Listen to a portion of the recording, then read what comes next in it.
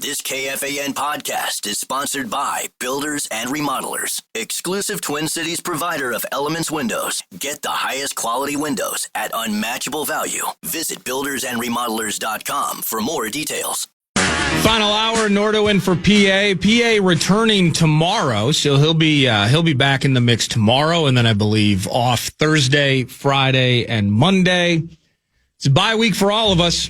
So we're just trying to get healthy out of the break so we can figure out, starting on Monday, how we are going to solve Saquon and those birds and those Eagles at U.S. Bank Stadium. Thankfully, finally a freaking noon game. Thank you for that.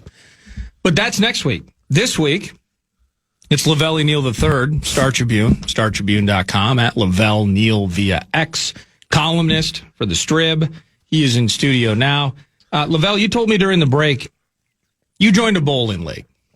Now, I was in a bowling league about 15 years ago, and I'm just not good at it. I'm sure just with anything else, if you play enough, you could improve. I got Shakopee Bowl down by me. Love that place. I'm not so bad that I require bumpers when I play, but you've actually joined a competitive bowling league. Yeah. How's it going? It's going okay. Okay. It's been an adjustment. Like I was telling you off air, I said yes to this and did not realize it's for 32 weeks. 32-week league. Which is much longer than I thought. So you went from covering the baseball team to finding a different lifestyle, which is now the bowling alley. It's like 60% of the year now. Wow. Every Monday I'm in a bowling league. And I already told them I'm going to miss about 10 to 12 times because there's going to be an event I'm going to have to cover. And I won't be able to make it. So we've got alternate bowlers, and you can also pre-bowl. You can show up the day before and get your work in. It could be plugged into the score the next day. So now, are you going in and pre-bowling, or is this becoming a 2-day-a-week affair for you? I did it week one because I had to. What did I have to cover? Or was I leaving town? I can't remember. I had the pre-bowl week one, and then I was out of town 2 Mondays ago because I was coming back from my birthday trip to Vegas. How was that, by the way? Excellent. Nice. Excellent. Lots of laughter, lots of storytelling, good meals, beverage consumption. That's the best. Dispensary appearance. Happy belated birthday, by the way. Thank you. I think I got you on both ends of the spectrum. I hit you with an early birthday, and now I'm hitting you with a belated birthday. Right. But that's terrific, man. So do you own a ball? I have two. You have two. The funny part, here's the ball I'm using now. That's a commitment, man. The ball I'm using now is like 20 years old, and it's just always been a good fit for me. Yeah. When Ron Gardenhire was managing the Twins, they used to bowl, funny, on Monday nights at Gator Lanes in Fort Myers during spring training. So I like the ball, so I would show up with a group of other people, and we'd bowl in the same lanes and stuff. And I was there tonight, guarding through a 300. So... wow. Gardy's pretty good. Wait, they used to play him, Herbeck, and Rick Anderson and Joe Vavra would bowl in the West Side lanes in West St. Paul, which has now been torn down. So anyway, there was one, I used to put my equipment on an equipment truck every year, take it down to spring training, so I have luggage, bowling ball, golf clubs, whatever. Cigars. No, cigars come with me. Oh, okay. So, that makes sense. 1 year, the bowling ball didn't come back from Florida. And I've spent like 8 years looking for it. For real? Yes. Wow. Who stole it?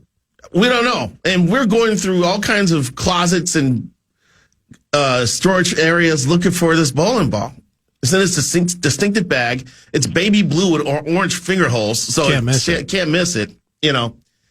So then it was 2023. I get a text message from the Twins equipment guy. Is this your bowling ball? I said, yes. The ball was missing for like 8-9 years. And I just got it back. And you had already purchased a different one, so now you have two. So I was using both balls, and I really feel the old ball feels really comfortable in my hand. You're back to the baby blue. So I'm using it. Okay. So the league's going well. Do you use a wrist guard? No, I don't. Because I'm picturing, like, when I was a kid growing up, there was a place in Mankato, and I don't even know if it's a bowling alley anymore, but it was Sunset Bowl, and then I think it became Duttler's. But I remember growing up, like, raising money for, like, summer camps. You roll in on a bowling league night with, like, some candy bars or something. Mm-hmm. The air is blue. I mean, the cigarettes and cigars in the bowling alley. I mean, outside of, like your favorite cigar shop, right. Is there a place where smoking was more popular in any environment ever than like a mid-90s bowling alley? I know. The big Lebowski type deals. 100%. Exactly. But that's what I'm picturing with you right now, Lavelle. I'm picturing you with a Maduro. I'm picturing you with your baby blue ball and your wrist guard. And you got your bowling shirt on with Lavelle embroidered, and just smashing it and throwing a 250. We're still working on bowling shirts. We're trying because we're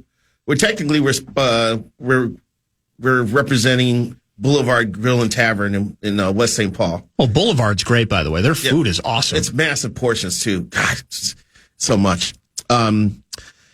So we're trying to get the owner to make you some shirts. To make us some shirts. So we're working on that. So, but it's a good time. It's a good group of people. The other team members are nice people, all shapes, sizes, and skill levels. Yeah. So it's a good vibe. Start at 6:30, done by 9. So it works out. We had the end of the Dodgers Phillies game on one TV that transitioned into the Cubs Brewers bit. Yeah. And we also had the Monday Night Football game on another TV. So as much as I like to just sit in front of TVs riveted to the action, at least I could keep up with it somewhat. Bowling, because I was trying to figure out what the hell happened to Castellanos and how he got thrown out. And oh yeah, I didn't know because I did not see the wheel play live, so I was trying to rack my brain trying to figure out, okay, why is he not on base anymore? What the hell happened? He was on second. He was a tie and run. What the hell happened? And then I found out there was a bunt play. I don't know why that guy didn't bunt toward first base. Why are we bunting toward third? I don't know. Dodgers had wheel play on, so Mookie was able to cover third. So it worked out. And these games have been good, man. Yeah. I mean, I framed it up with PA last week because he was still in London and just kind of wonky schedule. We're just trying to connect in the land where there's no air conditioning and awful Wi-Fi. And we're kind of talking about as these playoffs lift off, man, it's like my favorite team steals kind of the spirit a bit. Because these games are unbelievable. And what the Brewers are doing right now, like following kind of their potential run, and I know it's early on, win the home games, right? And they're doing that. And, Phillies are probably in trouble. We'll see. But all the same, these games have been terrific. And it's just, you're kind of stuck in the mire of a managerial search. You're stuck in the mire of, I wonder if they're just going to keep going and just trade Joe Ryan now, or they're going to trade Buxton or whatever, like the hot stove league of the mass exodus maybe continuing. Yeah, it could be going the other way here. Really? It could be going the other way here. Well, see, I'm glad that's why I have you in studio. I mean, Buxton he was quoted saying, this would be my third rebuilding plan. I don't want to tread water anymore. Yeah. So that tells me that if they start cutting some more, and I am wondering more if Joe Ryan's going to get dealt or not. Will Buxton say, you know what, I'm ready to waive my little trade clause? Wow. So, and I was looking at those ranking. I think I ranked the jobs in terms of the most desirable jobs out there. I had the Twins like 5th or 6th in that list. Because my colleague Bobby Nightingale pointed out that once you have a fire sale, you usually don't turn around and start spending money in the next offseason. Right.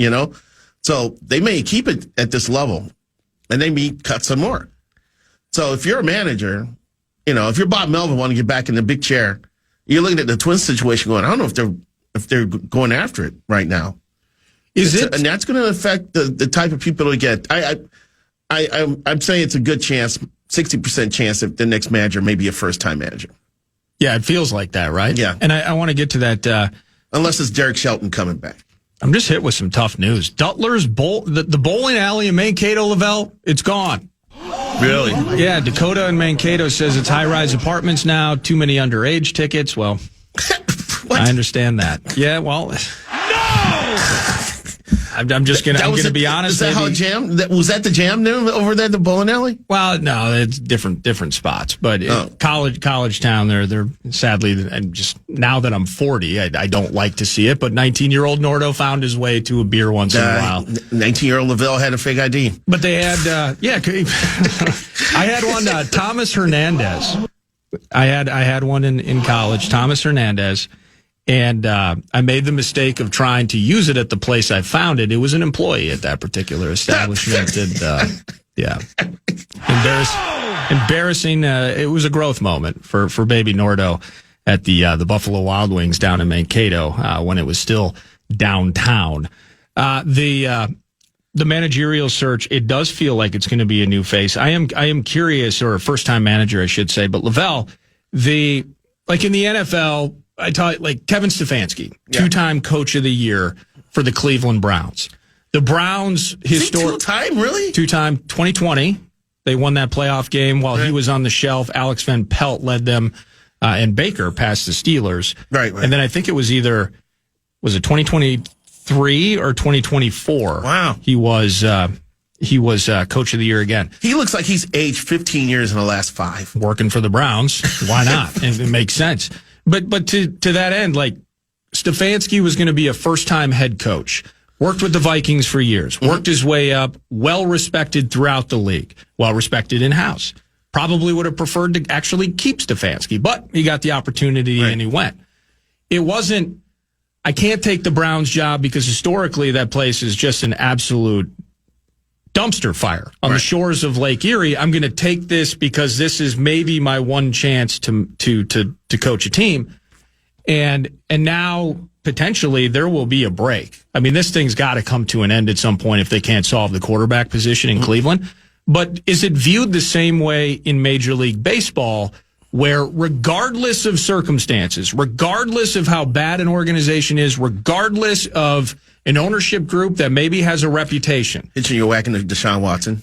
Yeah, what a terrible idea that was. Yeah. I mean, and the Haslams have just done nothing, and now the GM and what they're doing with Shador, and it's not good for Stefanski. But in baseball, is it the same way where, I'm a young cat that I want to find my way to be a manager. I don't care that the farm system cupboards are bare. I don't care that the ownership group actually is almost just being open and honest about the fact that they're going to continue to pare down, that they're not actually going to invest significant dollars into this. I just need to be with a big club and have that spot on the bench. Is it the same in baseball? Yeah, I mean, there's only 30 of those jobs, in the world. So there are some people who will take that job, regardless of the situation. I'm just saying that managers with experience and managers who want to win, will probably be looking elsewhere than the old Minnesota Twins. So, I mean, this is the worst. Even the Washington Nationals bit may be more attractive than the Twins. At least they got C.J. Abrams and that outfielder, stud outfielder who went to the All-Star game and was in a home run derby. So, I mean, this is a worse option than the Athletics, isn't it? I mean, just in general right now. Yeah, but if you're even the White Sox, if Ishbia is going to become full as Reinsdorf kind of hands over the keys to the castle there, Ishbia, if he's inclined to invest some money and turn that thing around, and in Chicago, maybe in short order, is no longer the joke of the Central Division, the Twins' worst situation in baseball potentially. They got to work on their scouting and player development because they keep developing these guys who end up being like first base DH types. And I need to find a different type of athlete there. Although Andrew Vaughn has been revived, being dealt from the White Sox to the Brewers. I don't know if you saw it yesterday. Some guy in the stand had an Andrew Vaughn White Sox jersey. Oh, really? Moments before he homered. Oh, that's sweet. Yeah, in the stands. It was pretty neat.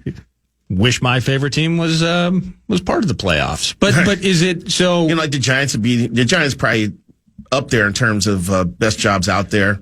Buster Posey wants to win, trying to put together a winning organization. Oh, yeah. The Rangers would be a good job, but it looks like Skip Schumacher's probably destined for that gig. Okay. So I've thought highly of Skip Schumacher. I thought he did a good job with the Marlins with limited resources, and he left there because the organization was headed in a different direction. He didn't like it. So he's been working in the Rangers organization for the last year or two. So Bochy moved on, and so now Schumacher probably is in there. Angels may be a decent gig, although they've got this proclivity for like calling up kids like 2 months after drafting them and throwing them into the fire. I don't know where they're coming from with this angle. The Y Wade approach. Yeah, and there's a rumor about Albert Pujols wanting to get into the big chair there. Really? Yeah, that's got me surprised. And there was a report early on that they were looking at Torrey Hunter too.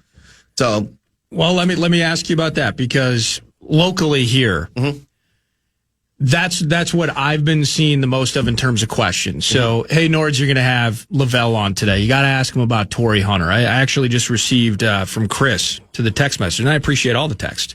64686. I'm in the apathetic group when it comes to Twins baseball, but he starts the text.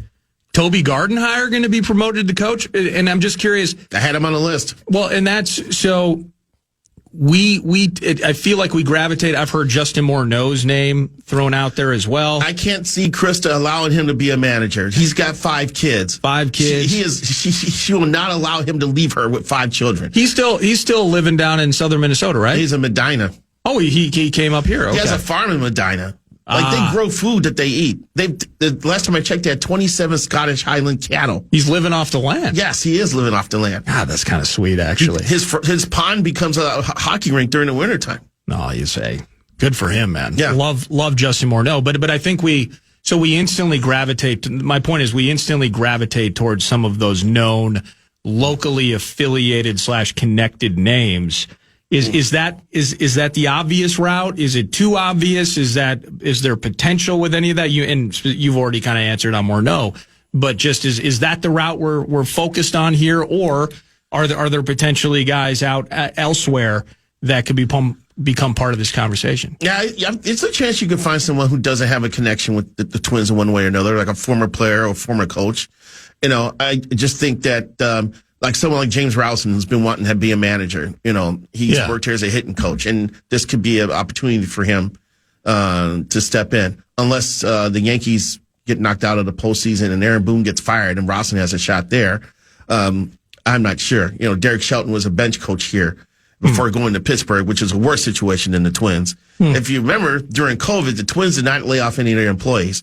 Pittsburgh froze the pension plan payments. Oh, come on.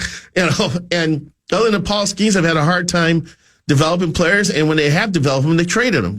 Trading for Chris Archer and giving up Tyler Glasnow and Austin Meadows. I just can't believe that deal. I'm glad you brought up, and Skeens is terrific, right. And it was kind of fun over the course of the season watching his ERA is sub 2, but he's winless. Like he was going through that stretch where I think. Did he not get his first win until sometime in June or something crazy like that? I believe the Twins beat him here the night that Nelly performed after the game. Well, yeah, it was getting. I mean, when you put Nelly on the marquee, fan base and the team's going to show up. They had 40,000 people there. I think we found it. Pittsburgh is a worse situation than the Minnesota Twins potentially. But to that end, it's and I don't know who's out there in terms of veteran names. This one just pops, but it's like. The Dusty Bakers of the world probably not rolling into Minneapolis saying, I got an idea with what this team has together to make some hay. It is going to be a relatively unknown, inexperienced, potentially locally affiliated to at least get us excited, get us a Twitter, if you will, as a local fan base. And potentially that means paring back before you're moving forward. Exactly. I think that's what they're looking for right now. Like I said, once you have a fire sale, you're probably going to at least stay at pat on payroll. So you're not going to be looking to fund the team. Although I hope they bring in a couple relievers. That bullpen the second half of the season was just a playpen. So they got to find a couple guys who can at least try to get someone out after the 6th inning. So I was just trying to manage expectations, Twins fans out there. I wouldn't expect like some home run hire or some big splashy move here. Lower expectations, someone maybe with a local connection and someone who's new to the gig. Yeah. And so in the end, Twins fans, if you were already kind of apathetic and you're like, well, what's the point? What's there to be excited about? There's nothing to be excited about at this particular time. Let me ask you one more thing and then we'll pause. And I do want you, let's hop over to football for a moment around the corner. The the part-time, the minority owners bit. Like, what is that? Like, is that a real thing? Is that a fake thing? The limited partner bit? Yeah. Yeah, it's still, I haven't asked about it in a while, especially when the whole... Do they exist? Have we had, like, proof of life? Have these owners been on film with, like, today's newspaper proving that they exist? I believe that they exist. Okay, all right. What I was told a few weeks ago is that one of the limited partnership groups is still adding people, and those people needed to be vetted out by the league office. So that's why you haven't heard any movement on it. I don't know if they're ready to do that tomorrow, next week, or next month. Right. Someone speculated to me that the owners, there's either owners meetings or some sort of league meeting in November where we may know by then. Okay. So it's taken a little bit longer than we were led to believe at the outset. But I guess one of these groups has kind of been still informing as we speak. Oh, sure. Okay. So I don't know how much of an impact they're going to have. I don't know how much are they going to say, no, here's $50 million for payroll. Let's go. I don't know if they're going to do that. I just need it's become highly anticipated. Yeah, I'm sure it has been. Because I think some fans are thinking of them as saviors. And I was like, just remember, the Pollard family still is going to control the majority of this team. They're just coming and helping pay down debt. Well, I don't think it's approaching $500 million. Apparently. I don't think you need to remind most Twins fans that the Pollads are still in control. Because I still remember. I mean, that release that they hit fans with, like 2-3 weeks after the fire sale. Yeah. Just to let you guys know, we're back. Oh, and by the way, these obscure minority partnerships that we're not really going to explain into detail. We're not identifying anybody, but here's a thing that may help, help us out down the road. So, you don't have to remind Twins fans about the fact that the Pollads are still in control. Let's pause and switch gears to the football team, maybe the NFC North at large. Lavelle's Bears. They didn't lose over the weekend. They didn't play. It was on the bye. So off the bye, state of the North, state of the Purple. Lavelle Neal III in studio with me, Nordo. It's 9 to noon with a cash giveaway opportunity. The cash thing, the fan, are 2 men and a junk truck want to give you a shot to win bonus bucks for the National Cash Contest. Head to KFAN.com. The keyword is bank. Keyword bank. KFAN.com. Keyword bank. More Lavelle with Nordo. Couple segments to go. One shorty here with Lavelle before we pause. Lavelle, I could have sworn that I heard your voice speaking with head coach Kevin O'Connell yesterday during the press conference. We confirmed during the break that was indeed you. What do you think into the bye week through 5? Just kind of a wonky bunch, an unhealthy bunch, trying to get healthy. There's a quarterback conversation in the mix. Just where you at with the Vikes, my man? It's just that they need to get healthy and start moving this thing forward again. It's been crazy how all these offensive line injuries have transpired. And you got backup guards being employed as centers and things like that. And KLC sounds he doesn't sound as energized as he usually sounds. He sounds a little like he's been worn down by. I think he's exhausted. Maybe, I don't know if it was injuries, all the questions about JJ and speculation that it's not as he's not as hurt as much as they claim he is. Frustration over that. So I went out there. I just kind of wanted to listen in and kind of get a feeling for what the vibe is going into the bye week. And he named off a few people they're looking forward to have return to practice, and JJ's one of them. Yeah. So that's a good sign.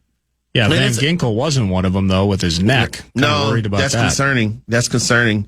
Need some clarity. On if that's going to be a super long term thing now. Hope he's okay. But no, they've got to get healthy. I think JJ's return should kind of be tied partially to the offensive line's help. I don't know if I want to put him back there if they still got a couple guys out.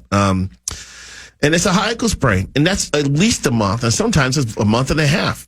Some those things take time, and different people heal differently. So yeah, I think your guy Gessling kind of hit on some of that too. Just the combination of the health of the O line, and then do you feel comfortable with McCarthy's mobility? Right, and McCarthy's not McCarthy without his mobility. That's part of what he is as a player. There you go. Yeah, you have to respect that in terms of how you approach his comeback from this injury. I'm still leaning towards Wentz against Philly. Like it just still kind of feels like that's where we'll be. Give him his revenge game. Yeah, how about that? Yeah. Absolutely. Give him his revenge game. Let it happen. I wonder if he's played the Eagles since he had to. He's had to, point. I think. Yeah. I mean, he's been everywhere. Yeah, I was thinking about maybe firing JJ out against the Chargers week after the Eagles game. Okay. You know, the Omarion Hampton-less Chargers now, he got placed on IR. Man, they're going the wrong way in a hurry, dude. Yeah. I mean, they just Herbert and just kind of the start they have. They're starting to figure out Quentin Johnston. They love their O-line, but I mean, now Rashawn Slater's down. I think he's been down, and now Joe Alt's hurt. Mekhi Becton's hurt. Najee Harris torn Achilles. Yep. And Omarion Hampton, the rookie that they like. And I think that's part of Harbaugh's plan, the ability to smash with that thing. Who's a running back now? I need a running back for my fantasy team. Well, we can absolutely look while you tell me briefly. Bears out of the bye, they're 2-2, and just kind of your thoughts on the North and your favorite team in Chi-Town. They're trying to get healthy as well. They've got a number of injuries. Kyler Gordon has not played all year, and he's one of the better slot corners in the league. Man, he's still out, huh? But he's scheduled to return. They think he's going to be ready for coming out of the bye here, which is Monday night at the scene of the crime. It's at the place where everything went haywire last year. Washington against the Commanders. Oh, wow. The Bears returned to where Tyreek Stevenson acted like a jackass while the winning Hail Mary was converted. So the Bears get to kind of reset their time clock here by going out there. So, but he should Hassan Haskins, by the way. That is, according to this depth chart I'm reading, our lads, which is usually pretty reliable. Okay. Hassan Haskins appears to be the only healthy running back on the roster. Wow. So pick him up, waiver wire. Yeah. No one's going to see you coming, and I don't think you'll have a lot of competition for him. So they're getting the Bears are getting one of their linebackers back. They may have Austin Booker back, which would give them some rotational depth on among their edge rushing room. Has Booker played yet? Or did He's not played yet either. My goodness. That's one and reason he had that camp, man. He did it last year, and then he kind of fizzled out. He had another awesome camp this year, and he just hasn't been available. Yeah, Bears fans have been clamoring for them to add an edge rusher. Like, no, we're waiting for Booker to get healthy. Okay. You know, so I want to see it. I want to see it live and in color. If he's actually made some problems, make some progress. He's had to bulk up a little bit. He was being overpowered by larger, stronger people. So he's trying to address that. I don't know if he's all the way everywhere he needs to be. So the Bears are trying to get healthy. I mean, Jalen Johnson's still going to be out indefinitely because he has surgery for his groin. Man. Which is concerning. So, but it looks like they'll get a couple more defensive backs back and an edge rusher and a linebacker. So we'll see. The Bears are giving up, I believe, an average of 168 yards on the ground a game. It's bad. So they need to do anything they can. Maybe Flores and Dennis Allen can just get together, have some coffee, and trade ideas on how each other's respective run defenses can improve. I know Grady Jarrett's got a bad knee too. He's been out, and he was not very effective the first couple weeks before he got injured. So, but the way we're doing it with Hargrave and Allen, you guys are kind of taking an aging flyer on Grady Jarrett too. Yeah, they are. Yeah, the Bears are for sure. So, but I was just reading that yesterday. I was like, they're giving 160 yards on the ground a game. That's scary. I think their last and that's a weird thing for Dennis Allen's defenses too. Against the Raiders, they gave up over 200 yards on the ground. I was saying, how much did the Vikings run for against the Bears? They didn't run for 160. No, I don't think. And I just don't remember. I don't remember the Vikings having a ton of success on the ground week one. I could be wrong. No, I don't remember that either. So the Bears are getting healthy. In the end, we're all still looking up at the kiddies. Yeah. Who I just been so confident in, just kind of the idea that they would struggle, that they would have trials and tribulations. We see it week one when they lose at Lambeau, but man, it's just, you still got the coach. You still have Campbell. You still have Gibbs. You still have Goff. You still have the stability. You got a healthy Hutchinson. I mean, you still have players, man. Man, they're still the class of the North. That has not changed. In most cases, good players make coaches look good, except in one situation, and that's developing a quarterback. A young quarterback needs a good structure around him in terms of coaching and support in order to thrive. Yeah. But most of the time, when you trot out Amon-Ra St. Brown on the offensive side, Jahmyr Gibbs on the offensive side, and Aiden Hutchinson on the defensive side, you got some chips to play there, man. Yeah, you do. Thanks for hanging out with me, man. Thanks for coming in studio, and I appreciate it. Good luck bowling. Okay, let's get that average up. I know they spot you a few pins now, but you ought to be in that 250, 275 range in no time. Hold on, my career high is like 238. Okay, so I would just like to get it. Let's just one step at a time. Let's average 180 next week and 190 the week after that, and just keep Continuous improvement. Yes, exactly. Oh, I dig that. Thank you for what you do. Anything fresh with the Strib that we should be looking forward to, whether it was covering Wild and then yesterday covering the Vikings, like anything fresh on the Strib from you? Yeah, I'm writing a bunch of Wild this week. I'm writing a column before their game against St. Louis. I'm writing something on Bill Guerin for Sunday. And I'm actually writing off the game Saturday for Monday's paper because of deadline terrorism. We won't be able to make it into paper till Monday. Okay. So, yeah, I'm wilding it up this week. No, that's sweet, man. Hockey season is upon us. State of Hockey is pumped. That's Lavelle Neal III at Lavelle Neal via X, Star Tribune columnist, and a weekly favorite, 9 to noon for sure. Final segment, 9 to noon is next.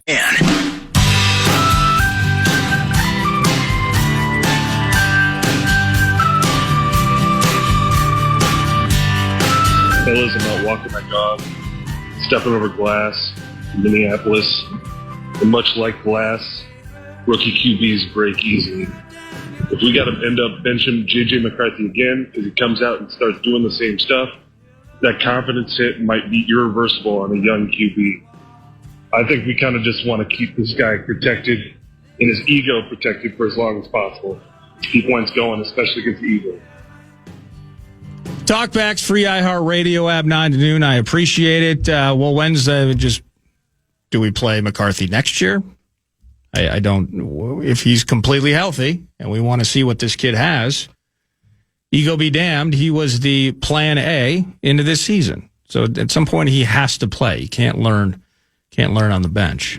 Yo, Nordo, Steve in Florida. Yo. Last night I'm having dinner with my brother, and we're talking about the Vikings, and he says, man, that JJ, he's incredible. Boy, is he awesome. And I said, Jefferson? And he goes, no, dude, the quarterback, McCarthy. And I go, okay, we're seeing the same thing. He's got the talent. Like, the kid's got the arm, the intangibles, the leadership qualities, the escapability. Just everybody just give him a little time, right? Peyton Manning wasn't good his first year. Peyton Manning wasn't good. I totally agree. I was more interested. What'd you guys have for dinner last night? We need to see JJ play. He does have some of those intangibles. He's going to make mistakes. We have to see that on the field and see it play out. What's up, Nordo? It's Aaron out in Little Canada. I'm just perplexed as to why Vikings fans are so quick to jump the gun and be like, "Oh, JJ's not ready. He's not the one. Start Wentz." It's like, if not now, then when? I mean, he's not going to learn or get better sitting on the bench. I think we just have never really drafted a young QB before, so people are really timid to just let him go, you know?